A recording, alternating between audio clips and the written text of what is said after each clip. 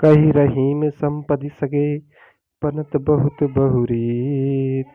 विपत कसौटी जे कसे तेहि साचे मीत।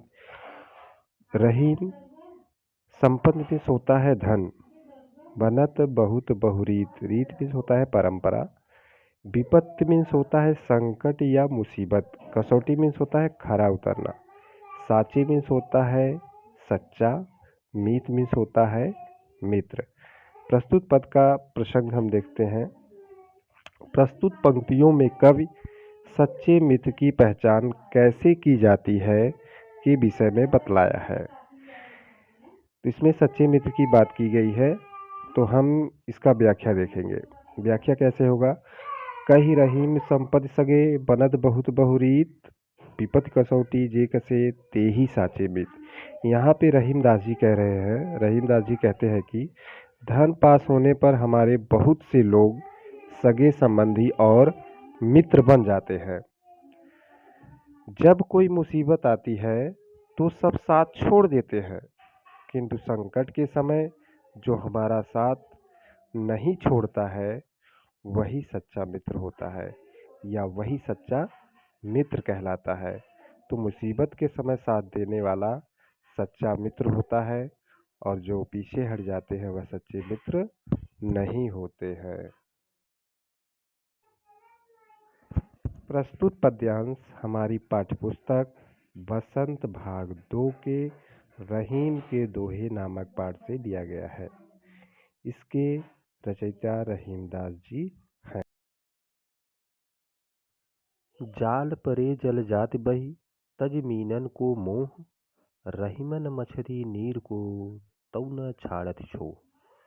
मीन मीन्स होता है मछली, तज मीन्स होता है छोड़ना, नीर मीन्स होता है जल या पानी, तौ मीन्स फिर भी। तो प्रस्तुत पद का हम प्रसंग देखते हैं। प्रस्तुत पंक्ति में कवि ने मछली और जल के माध्यम से लोगों को सच्चे प्रेम के विषय में बताने का प्रयास किया है।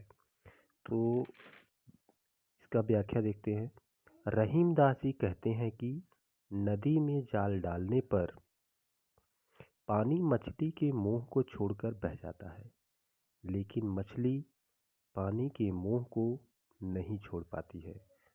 पानी से बाहर आने पर मछली तड़प तड़प कर अपने प्राण त्याग देती है। तो रहीमदास जी इस पद में यही समझाने का प्रयास कर रहे हैं कि मनुष्य को सच्चा प्रेम करना चाहिए। जिस प्रकार से मछली जल से करती है और जल से बाहर आने पर वह तड़प तड़प कर अपने प्राण को त्याग देती है, मनुष्य को सच्चा प्रेम करना चाहिए। तरुवर फल नहीं खात है सरवर पियत न पान। कही रहीम पर काज हित संपत संचय सुजान। तरुवर मीन्स होता है वृक्ष, सरवर मीन्स होता है तालाब, हित मीन्स होता है परोपकार, सुजान मीन्स होता है सज्जन लोग। इस पद का प्रसंग है। प्रस्तुत पंक्ति में कवि ने मनुष्य को अपने संग्रहित किए गए धन को अपने कार्यों में ही नहीं खर्च करना चाहिए, उस धन का कुछ भाग दूसरों के परोपकार में खर्च करना चाहिए। इस पद का व्याख्या है। रहीमदास जी कह रहे हैं कि जिस प्रकार से वृक्ष अपने फल को नहीं खाता और नदी अपने जल को नहीं पीती, ठीक उसी प्रकार से जो सज्जन लोग होते हैं अपने संचित धन का कुछ भाग दूसरों के कार्य में खर्च कर देते हैं, परोपकार के कार्य में खर्च कर देते हैं। मनुष्य के द्वारा संग्रहित किया गया धन कुछ भाग जो है दूसरों के परोपकार में, दूसरों के हित में मनुष्य को खर्च करना चाहिए, ऐसा रहीमदास जी कह रहे हैं। थोथे बादर क्वार के ज्यों रहीम घहरात। धनी पुरुष निर्धन भय करे पाछली बात। थोथे मीन्स होता है व्यर्थ, निर्धन मीन्स गरीब, पाछली बात बीती हुई बात, करे मीन्स करते हैं। इस पद का हम लोग प्रसंग देखते हैं। प्रस्तुत पंक्ति में कवि ने निर्धन पुरुष के विषय में बताया है।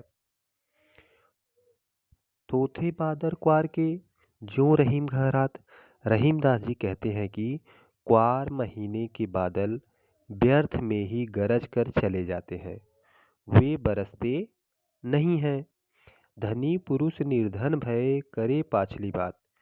ठीक उसी प्रकार से कोई धनी पुरुष जब निर्धन हो जाता है तो वह अपनी बीती हुई बातों को व्यर्थ में याद करके उसके विषय में बातें करते रहता है। तो यहाँ पर रहीमदास जी ने एक धनी पुरुष जब वह गरीब हो जाता है और अपनी बीती हुई बातों को याद कर करके लोगों को बताता है और उसके विषय में बात करता है के बारे में बता रहे हैं। धरती की सी रीत है शीत घाम और मेह, जैसी परे सो सही रहे ज्यों रहीम यह देह। रीत मीन्स होता है परंपरा, शीत मीन्स होता है ओस की बूंद, घाम मीन्स होता है धूप और मेघ मीन्स होता है बादल। इसके हम संदर्भ देखते हैं। प्रस्तुत पंक्ति में कवि ने मनुष्य के ऊपर पड़ रहे दुखों को धैर्य के साथ सहन करने की बात की है। व्याख्या। रहीमदास जी कहते हैं कि शरीर के ऊपर पड़ने वाले दुखों को धैर्य के साथ सहना चाहिए। जिस प्रकार से धरती अपने ऊपर ओस, धूप और बादल को सहन करती है, ठीक उसी प्रकार से मनुष्य को भी दुखों को सहन करना चाहिए, उससे घबराना नहीं चाहिए। प्रस्तुत पंक्ति में रहीमदास जी ने बहुत ही अच्छे ढंग से इस बात को समझाने का प्रयास किया है कि जिस प्रकार से धरती ओस, धूप, बादल, वर्षा आदि को सहन करती है, ठीक उसी प्रकार से मनुष्य को भी धैर्य के साथ अपने दुखों को सहन करना चाहिए।